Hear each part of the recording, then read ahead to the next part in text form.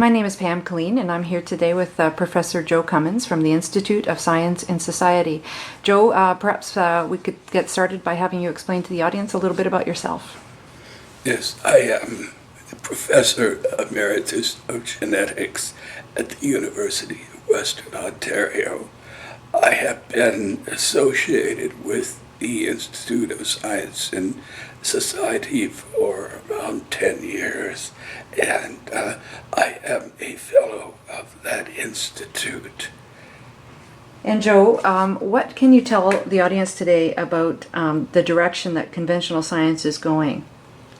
Yes, the direction that most science, or most particularly the biological sciences, are going in the United States and Canada in particular has been quite disturbing in several aspects. I have been concerned, for example, with the issues related to water pollution in Ontario and in Canada in general. And I find most disturbing has been, in particular, has been the failure in making scientific reports to acknowledge the location of where the samples came from.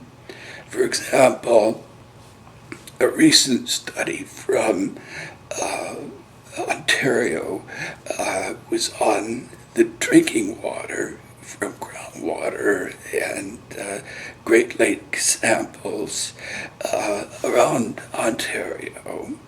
And in the scientific publication of those reports, the pollutions of concern were mainly pharmaceutical chemicals, and similar things are being done with illicit drugs. So in the most recent publication, the scientific reports in the scientific journals, which were peer-reviewed and acknowledged by editors, were published without acknowledging where exactly the samples came from, which cities, which municipal water sources were being tapped. And these were deleted for principally, I think, to prevent the public from being concerned with results.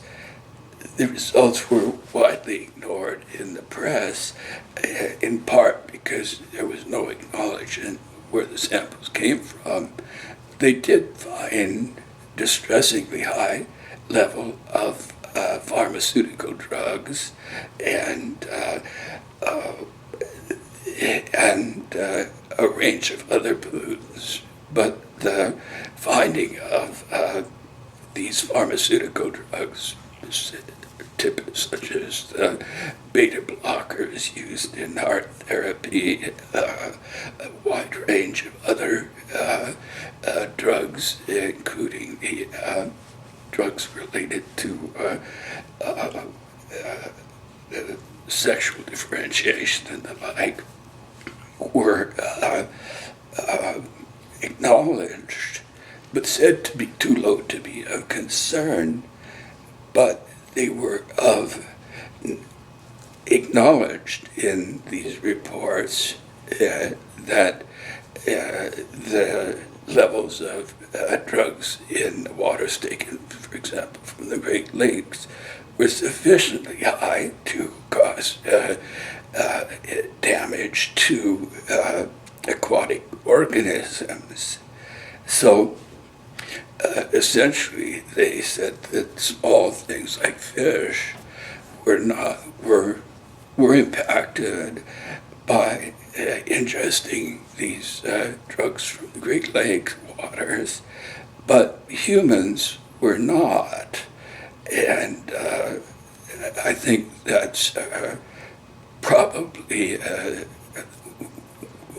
concern, but one should be concerned. I personally was affected because my home drinking water was found, and I got this information by considerable effort from the Ontario Ministry of Environment, and the information that I received were very distressing to me because the water contained quite elevated levels of the antibiotic erythromycin, to which I am very sensitive. It has caused me very, very serious side effects in the past.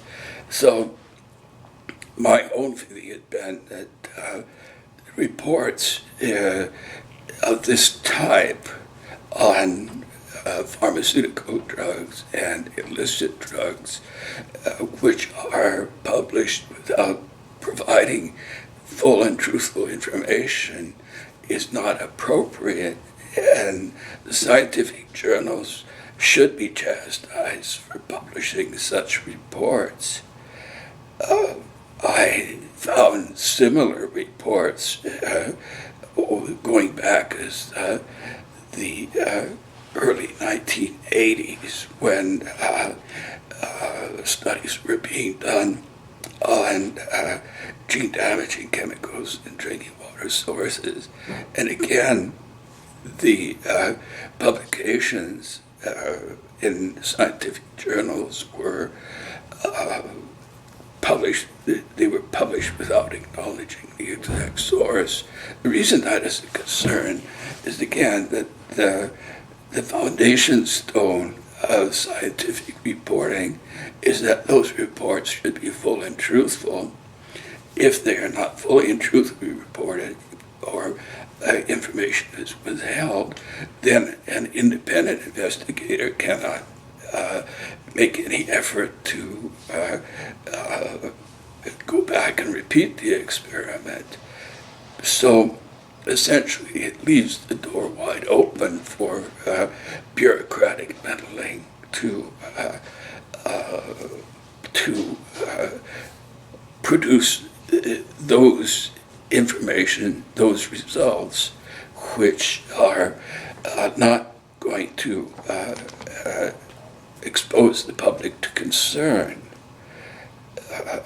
And again, there's a fundamental issue involved here, as for example, a few years ago in the city of Walkerton, Ontario, the drinking water supply was found to be contaminated with the very toxic bacterium E. coli.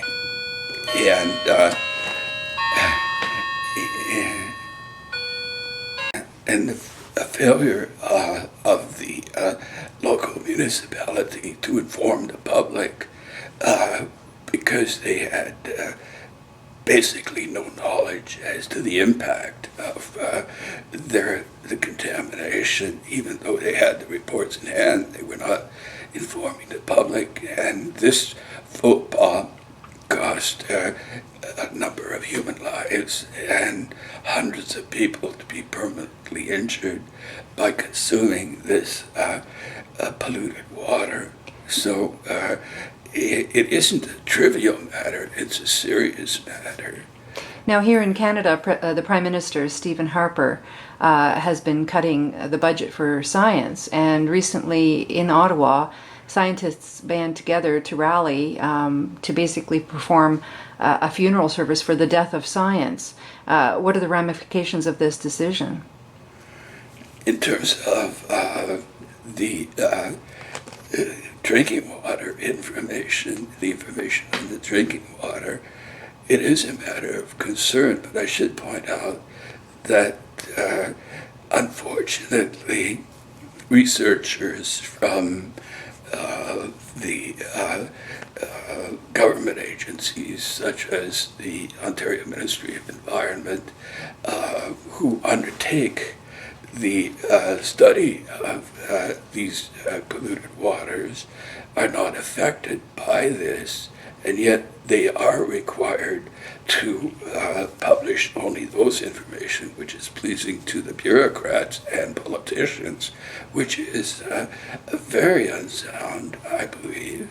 I've seen reports in at least one law journal where actually these were student lawyers who were undertaking the evaluation of drugs in drinking water, and they suggested that it was appropriate to withhold the locations of the polluted waters, and I feel that a proper scientist would never make such an invitation to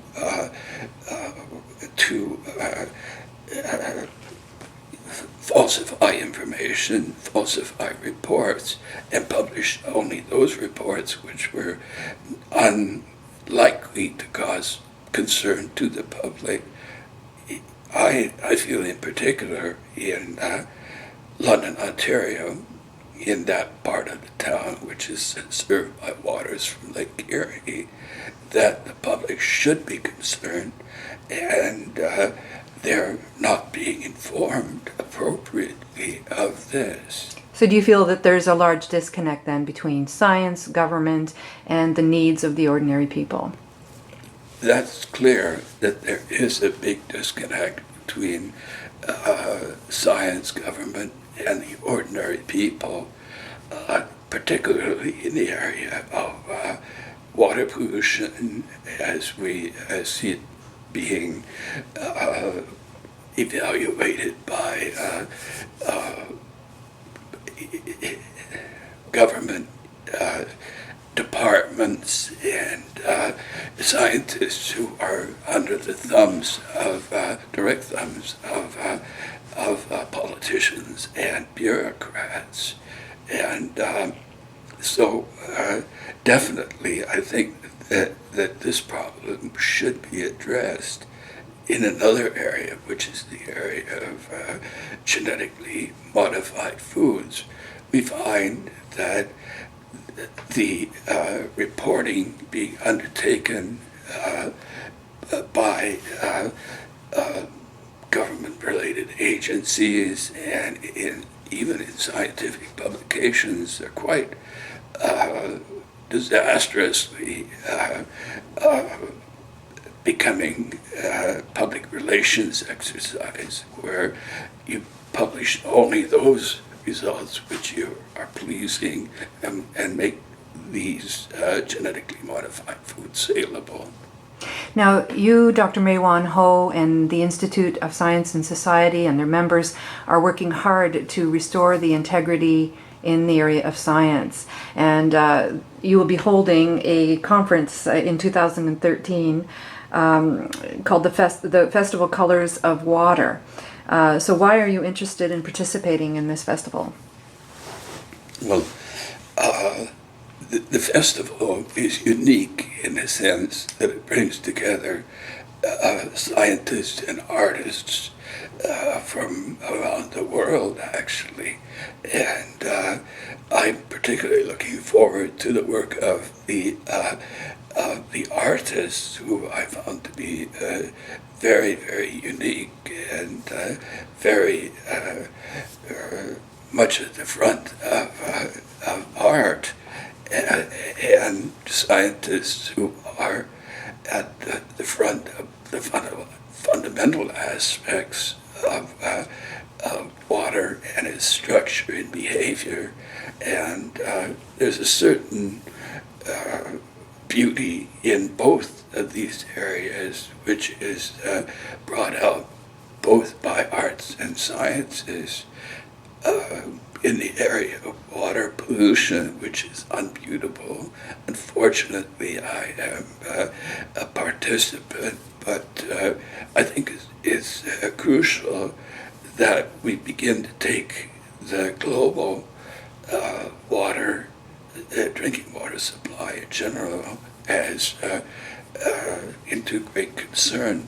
More and more of the world is drinking secondhand water.